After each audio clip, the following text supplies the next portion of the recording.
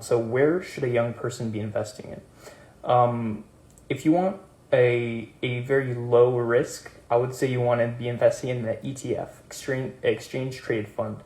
And these are going to be a fund of a bunch of different stocks, a bunch of different commodities, a bunch of different things of any different type of investment that's going to have many different type of companies and stocks and different things inside of it. And when one goes up or one goes bankrupt, it's averaged out by the many different companies that's actually holding.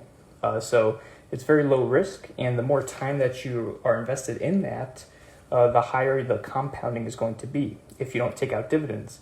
And the reason is because when you own a stock or a piece of real estate or an asset that's giving you a dividend, also known as, they're giving you money every month, they're giving you 1%, 2% every month, which doesn't seem like a lot, but if you have that for years and you take that 1 or 2% and you invest it back into whatever you're invested in, guess what? It's going to start compounding at a rate that's really insane if you keep investing that every single month or every single quarter of a year, which would be 4 times a year, or just every single year when you get paid.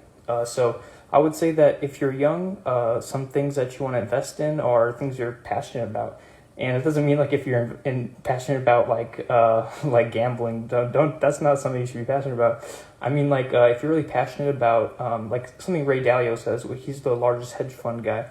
And he says that if you're really obsessed with one sort of area in investing and you know every single thing about that, you should invest in that, because he was invested in agriculture.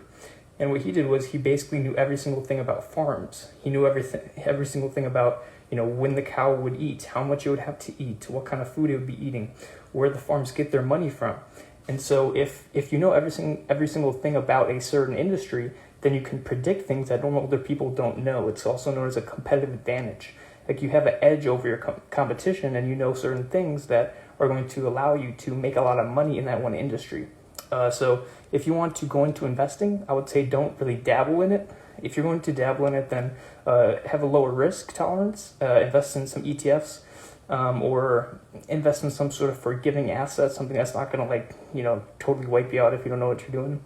If you're investing in individual companies, something Warren Buffett says is he says you should not be investing in individual stocks if you don't know what you're doing. Like, don't just be buying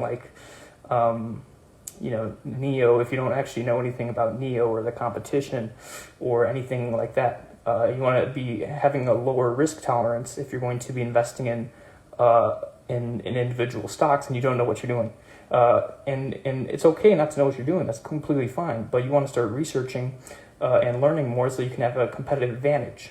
So make sure to like this video, keep spamming that like button, and also ask me any questions, and I'm going to be answering them about money. I'm going to be giving really in-depth answers so I can actually help you out instead of just giving you some 30-second answer.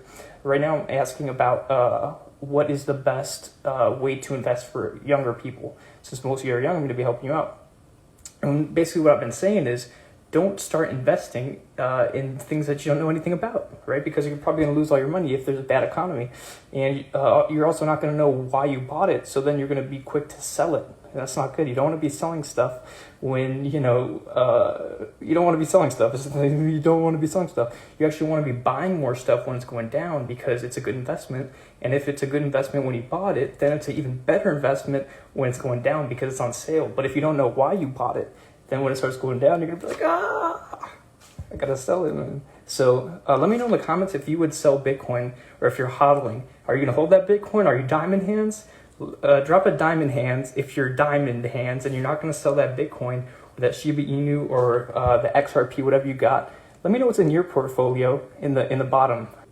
One thing that you really want to be thinking about is how to make more money when you're young. Because if you make double the money, even if you invest it a little worse, if you keep compounding your income and you have no clue what you're doing when you're investing, and you just invest in an ETF or something that's not going super high, you're gonna have a good return. Okay, like if you invest $100 and you double your money, you only have $200. But if you invest $1 million and you get 1% of that, that's going to be a lot of money, right? That's $10,000. So I would say you really want to start thinking about your income when you're young. How are some ways that you can start a side hustle?